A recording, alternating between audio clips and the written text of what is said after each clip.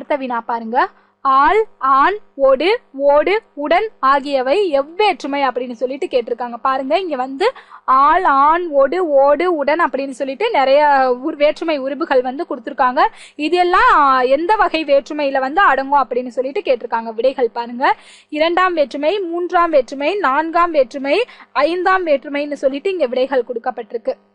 இதுல பார்த்தோம்னா ஆள் என்பது மூன்றாம் வேற்றுமை தானே, அதோட சேர்ந்து வரக்கூடிய இது எல்லாமே வந்து மூன்றாம் வேற்றுமையை குறிக்கக்கூடிய அந்த உருபுகள் தான். இப்ப பாருங்க, ராமனால் செய்யப்பட்டது, அவனான் கண்டேன், ராமனோடு வந்தேன், அவனோடு சென்றேன், இந்த மாதிரி, அதாவது அவனோடு வந்தேன், அவனோடு சென்றேன், இவளோடு செய்தேன், இவளோடு சேர்ந்தேன், அவனோடு சேர்ந்தேன், இந்த மாதிரி வரக்கூடிய ராமனால் பார்த்தேன், இந்த மாதிரி வரக்கூடிய இந்த வேற்றுமை உருபுகள் எல்லாமே வந்து மூன்றாம் வேற்றுமை தான்.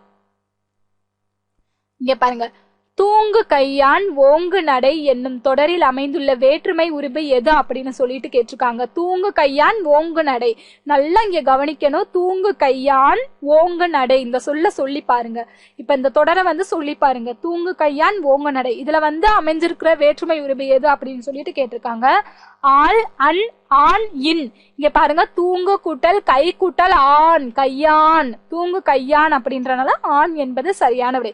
ஒரு தொடர்ல இருக்கக்கூடிய வேற்றுமை உருபை கண்டுபிடிக்கணும் அப்படின்னா அந்த தொடரை நம்ம பிரிச்சு பாத்துறணும். அக்கா பிரிச்சு பாத்துட்டோம் அப்படின்னா இப்ப தூங்கு கையான் ஓங்கு நடை இதை பிரிச்சு பாருங்க. தூங்கு கூட்டல் கை கூட்டல் ஆண் இந்த மாதிரி பிரியும். இறுதியில பாருங்க இந்த இடத்துல வந்து ஆண் அப்படின்றது வந்து மறைஞ்சிருக்கும். எனவே இந்த தொடர்ல இருக்கக்கூடிய அந்த வேற்றுமை உருபு வந்து ஆண் என்பது சரியான விடை. அடுத்து பாருங்க, தந்தையோடு தாய் வந்தால் இத்தொடரில் எத்தனையாவது வேற்றுமை உருபு பயின்று வந்துள்ளது. பாருங்க, எத்தனையாவது வேற்றுமை உருபு பயின்று வந்துள்ளது அப்படின்னு சொல்லிட்டு கேட்டிருக்காங்க. தந்தையோடு தாய் வந்தால், இங்க விடைகளை பாருங்க.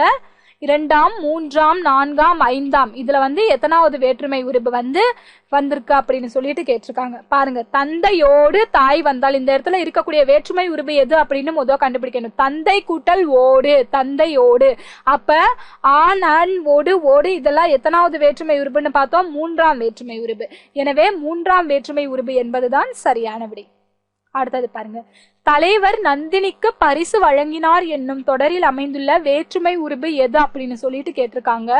தலைவர் கூட்டல் நந்தினி கூட்டல் கூ கூட்டல் பரிசு கூட்டல் வழங்கினார். தலைவர் நந்தினிக்கு பரிசு வழங்கினார். இல்ல பார்த்தோம் அப்படின்னா இங்க பாருங்க, இக்கு கூட்டல் கூ இங்க இருக்கா. இப்ப பாருங்க, ஐ, ஆல், இன், கூன்னு சொல்லிட்டு விடைகள் கொடுத்திருக்காங்க. இங்க நந்தினிக்கு, நந்தினி கூட்டல் கூ அப்படின்னு பிரிக்கப்பட்டிருக்கு. எனவே கூ என்பது நான்காம் வேற்றுமை உருபு. இதுதான் சரியான விடை. தலைவர் வந்து நந்தினிக்கு பரிசு வழங்கினார் இந்த தொடர்ல வந்து கூ என்ற வேற்றுமை உருபு மறைஞ்சிருக்கு. அதாவது கூ என்ற வேற்றுமை உருபு வந்து வந்திருக்கு. அடுத்தது பாருங்க, இல் என்னும் வேற்றுமை எந்த வேற்றுமை உருபை சார்ந்தது அப்படின்னு சொல்லிட்டு கேட்டிருக்காங்க. மூன்றாம் வேற்றுமை உருபு, நான்காம் வேற்றுமை உருபு, ஐந்தாம் வேற்றுமை உருபு, ஆறாம் வேற்றுமை உருபுன்னு சொல்லிட்டு இந்த இடத்துல வந்து விடைகள் கொடுத்திருக்காங்க. இதுல பார்த்தோம்னா ஐந்தாம் வேற்றுமை உருபு என்பதுதான் சரியான விடை. ஏற்கனவே ஐயால் கூ இன், இன் என்பது ஐந்தாம் வேற்றுமை உருபு. அந்த இன்னோட சேர்த்து இந்த இல்லும் சேர்த்துக்கணும். எனவே இல் என்பது எத்தனாவது வேற்றுமை உருபு அப்படின்னா ஐந்தாம் வேற்றுமை உருபு அப்படின்றது சரியான விடை. கொடையில் சிறந்தவன் பாரி தொடரில் கொடை என்னும் சொல்லை வேறுபடுத்தி நிற்கும் உருபு எது அப்படின்னு சொல்லிட்டு கேட்டிருக்காங்க. பாருங்க, இல் இப்ப பார்த்தோம் இல்லையா ஐந்தாம் வேற்றுமை உருபு, அதேதான் பாருங்க. இன், ஆள், அப்படின்ற சொல்ல கொடை கூட்டல் இல் அப்படின்றதுல வந்து பிரிச்சு காட்டுது. கொடை என்னும் சொல்லை வந்து வேறுபடுத்தி காட்ட வந்து இல் அப்படின்ற இந்த வேற்றுமை உருபை வந்து பயன்படுத்தி இருக்காங்க. எனவே இல் என்பதுதான் சரியான விடை. அடுத்தது பாருங்க, எனது மனைவி என்னும் தொடரில் அமைந்துள்ள வேற்றுமை உருபு எது அப்படின்னு சொல்லிட்டு கேட்டிருக்காங்க. அதாவது எனது அப்படின்ற சொல்லதான் இந்த வேற்றுமை உருபானது மறைஞ்சிருக்கு. எப்படி அப்படின்னா, எனது எப்படி பிரிக்கப்படுது அப்படின்னா என் கூட்டல் அதுதான் எனது அப்படின்னு சொல்லிட்டு பிரிக்கப்படுது. அப்படின்னா அதுதான் அந்த வேற்றுமை உருபு. அது என்பது எத்தனாவது வேற்றுமை உருபு அப்படின்னு பார்க்கணும்.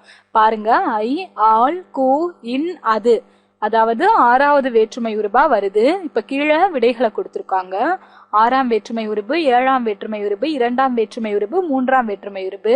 இங்க அது என்பது ஆறாம் வேற்றுமை உருபு அப்படின்றனால ஆறாம் வேற்றுமை உருபு என்பதுதான் சரியான விடை. அடுத்த வினா பாருங்க, உள், மேல், கீழ் என்பன எவ்வகை வேற்றுமை உருபுகள் அப்படின்னு சொல்லிட்டு கேட்டிருக்காங்க. அதாவது உள் மேல் கீழ் இதெல்லாம் கொஞ்சம் ஒரே மாதிரியான சொற்கள். இது வந்து எவ்வகை வேற்றுமை உருபுகள் அப்படின்னு சொல்லிட்டு கேட்டிருக்காங்க. பாருங்க விடைகளை பாருங்க. 4ஆம் வேற்றுமை உருபு, 5ஆம் வேற்றுமை உருபு, 6ஆம் வேற்றுமை உருபு, 7ஆம் வேற்றுமை உருபு அப்படின்னு சொல்லிட்டு கொடுத்துருக்காங்க. இதுல வந்து பார்த்தோம் அப்படின்னா 7ஆம் வேற்றுமை உருபு எது அப்படின்னு பார்க்கணும். ஐ, ஆள், கூ, இன், அது, கண். கடைசி இருக்கிற வேற்றுமை உருபு 7ஆம் வேற்றுமை உருபு கண். இந்த கண்ணோட சேர்ந்ததுதான் இந்த உள் மேல் கீழ் என்பன போன்ற இந்த வேற்றுமை உருபுகள். அதாவது வீட்டின் கண் உள்ளான் அப்படின்னு சொல்லிட்டு ஒரு தொடரை பார்த்துக்கலாம். வீட்டின் கண் உள்ளான் அப்படின்றது அந்த இடத்துல கண் என்பது 7ஆம் வேற்றுமை உருபா இருக்கு.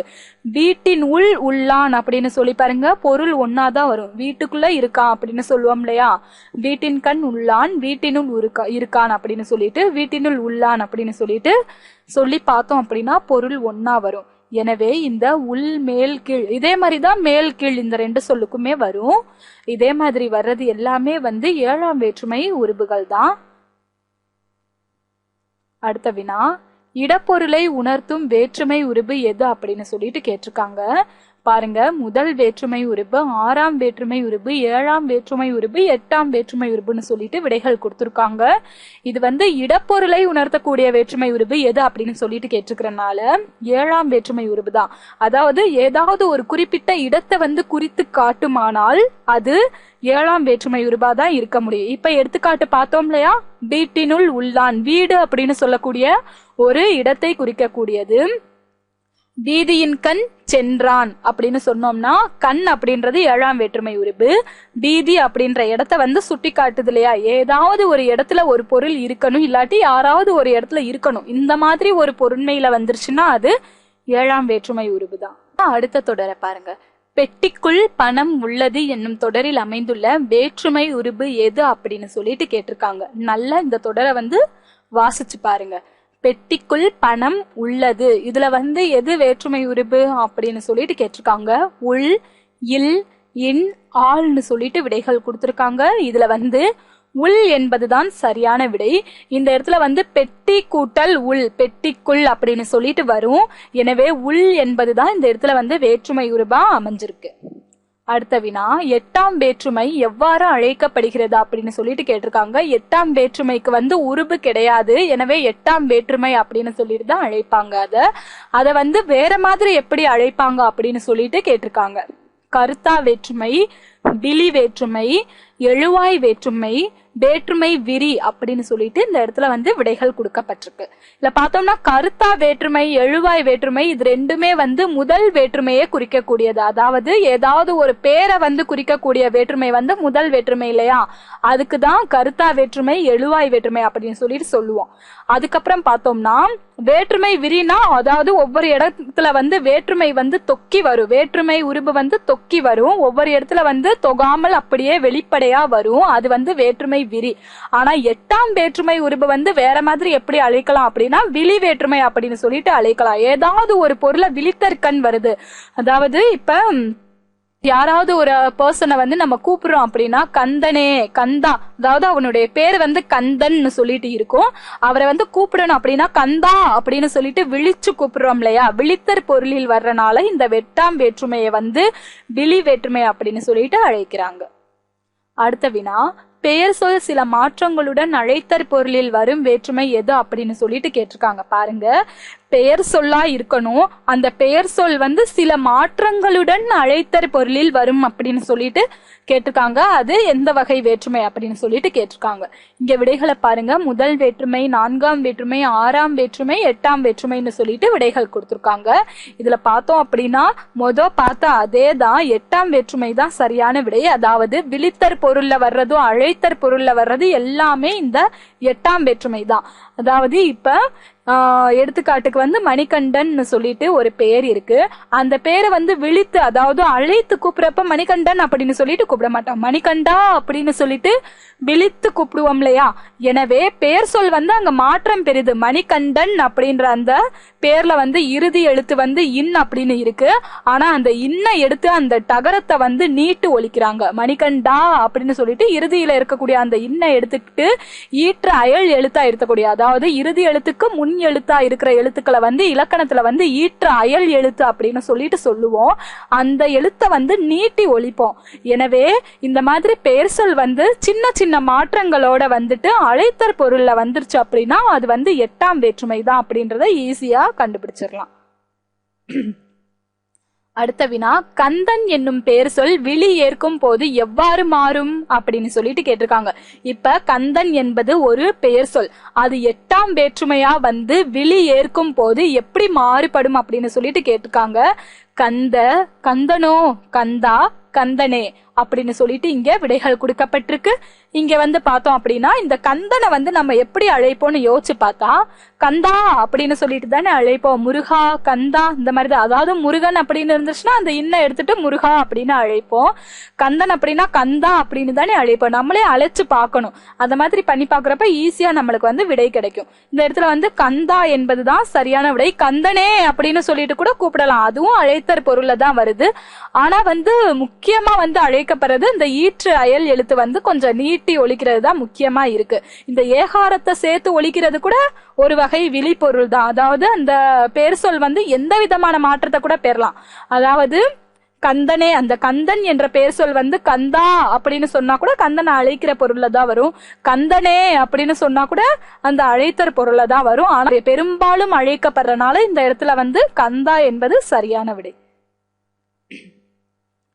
இங்க பாருங்க, சரியான சொல்லை தேர்ந்தெடு அப்படின்னு சொல்லிட்டு கேட்டிருக்காங்க. பாருங்க, அமுதா எழுதினாள் அப்படின்னு சொல்லிட்டு கொடுத்திருக்காங்க. இங்க வந்து நடுவுல வந்து என்ன சேர்க்கணும், எது சரியான சொல் அப்படின்ற மாதிரி இங்க வினா கொடுத்திருக்காங்க. அமுதா எழுதினாள், இதுல வந்து இந்த நடுவுல இங்க ஐஃபன், இங்க டேஸ் மாதிரி இருக்கிற இந்த இடத்துல வந்து என்ன சேர்க்கணும் பாருங்க. பாடத்தை, பாடத்தால், பாடத்துக்கு, பாடத்தின், இதுல வந்து நம்மளுக்கு ஈஸியா பொருள் புரியும். அமுதா பாடத்தை எழுதினாள் அப்படின்னா தான் சரியா இருக்கும். அமுதா பாடத்தை எழுதினாள், பாடம் கூட்டல் ஐ பாடத்தை, இந்த இடத்துல 2ஆம் வேற்றுமை உருபு வந்திருக்கு. எனவே அமுதா பாடத்தை எழுதினாள் என்பதுதான் இந்த இடத்துல சரியான விடை. அடுத்து பாருங்க, சரியான வேற்றுமை உருபு பயின்று வந்துள்ள சொல்லை தேர்ந்தெடு அப்படின்னு சொல்லிட்டு கொடுத்திருக்காங்க. முருகன் உயர்ந்தான், இந்த நடுவுல இந்த டேஸ்ல வந்து என்ன சொல் வரும் பாருங்க. உழைப்பை, உழைப்பால், உழைப்புக்கு, உழைப்பது. இங்க நம்ம சொல்லி பார்க்கலாம். முருகன் உழைப்பை உயர்ந்தான், என்ன பொருள் வருது, பொருளே இல்ல. அதுக்கப்புறம் பாருங்க, முருகன் உழைப்பால் உயர்ந்தான், இதான் இப்ப சரியான பொருளா இருக்கு. முருகன் உழைப்புக்கு உயர்ந்தான், முருகன் உழைப்பது உயர்ந்தான், இதெல்லாம் சரியான பொருளா தரல. எனவே முருகன் உழைப்பால், இந்த இடத்துல வந்து இந்த ஆள் சேர்க்கிறது தான் இங்க வந்து நம்ம இந்த உருபதான் பார்க்கணும். மெயினா ஐ, ஆள், கோயின், அதுக்கன் அப்படின்னு சொல்லக்கூடிய இந்த உருபதான் பார்க்கணும், அந்த வேற்றுமை உருபுகளை தான் பார்க்கணும். எனவே முருகன் உழைப்பால் உயர்ந்தான் அப்படின்றதுதான் சரியான விடை. அடுத்த வினா, கீழ்காணும் தொடருக்கு பொருத்தமான உருபை கண்டறிக அப்படின்னு சொல்லிட்டு கேட்டிருக்காங்க. பண்டைய மன்னர்கள் தமிழ் டேஸ் பாடுபட்டனர் அப்படின்னு சொல்லிட்டு கேட்டிருக்காங்க. பாருங்க, வளர்ச்சிக்கு, வளர்ச்சியை, வளர்ச்சியின் கண், வளர்ச்சியால்னு சொல்லிட்டு விடைகள் கொடுக்கப்பட்டிருக்கு. இப்ப பாருங்க, சொல்லி பாருங்க. பண்டைய மன்னர்கள் தமிழ் வளர்ச்சிக்கு பாடுபட்டனர், வளர்ச்சியை பாடுபட்டனர், வளர்ச்சியின் கண் பாடுபட்டனர், வளர்ச்சியால் பாடுபட்டனர். பாருங்க, தமிழ் வளர்ச்சியால் பாடுபட்டனர் அப்படின்னா பொருளே மாறி போயிருது. தமிழ் வளர்ந்தா அவங்க ஏன் பாடுபட போறாங்க, அவங்க சந்தோஷமா தானே இருக்க போறாங்க. ஒரு வேற்றுமை உருபுனால வந்து பொருளையே மாத்தி அமைக்கிற தன்மை வந்து அந்த வேற்றுமை உருபுக்கு இருக்கு அப்படின்றத வந்து நம்ம தெரிஞ்சுக்கணும். இப்ப பாருங்க, பண்டைய மன்னர்கள் தமிழ் வளர்ச்சிக்கு பாடுபட்டனர் என்பதுதான் சரியான விடை. இப்ப நம்ம வந்து யோசிச்சு பார்த்தோம் அப்படின்னா ஒரு வேற்றுமை உருபு வந்து பொருளையே மாத்திரும். இப்ப எடுத்துக்காட்டா வந்து ஒரு தொடரை பார்க்கலாம். கந்தன் சென்றான், அதாவது கந்தன் கொன்றான் அப்படின்னு வச்சுக்கோங்க. கந்தனை கொன்றான் ஒரு வேற்றுமை உருபு, அந்த இடத்துல ஐ சேர்த்த உடனே அது வந்து அப்படியே பொருளே மாறிடுது இல்லையா. கந்தன் கொன்றான், அந்த கொலைகாரன் வந்து கொலை செய்யப்பட்டவனா வந்து மாறிடுறான். அதாவது இந்த மாதிரி சும்மா எக்ஸாம்பிளுக்காக வந்து இது சொல்லப்படுது. இந்த இடத்துல இந்த மாதிரி பொருளையே மாத்தி அமைக்கக்கூடிய தன்மை வந்து வேற்றுமை உருபுக்கு இருக்கு அப்படின்றத வந்து நம்ம தெரிஞ்சுக்கணும். அடுத்து பாருங்க, பொருத்தமான வேற்றுமை உருபினை கண்டறிக. கலை செல்வன் கிளை முறித்தான். பாருங்க, இந்த இடத்துல இங்க இருக்கக்கூடிய வேற்றுமை உருபை வந்து எந்த இடத்துல சேர்க்கணும் அப்படின்றத வந்து கண்டுபிடிக்கணும். எந்த வேற்றுமை உருபை வந்து சேர்க்கணும் அப்படின்றதையும் கண்டுபிடிக்கணும். பாருங்க, சொல்லி பாருங்க. கலை செல்வன் கிளை முறித்தான், இங்க வந்து கண்டிப்பா இந்த கிளைக்கு பக்கத்துலதான் வேற்றுமை உருபு வரும்.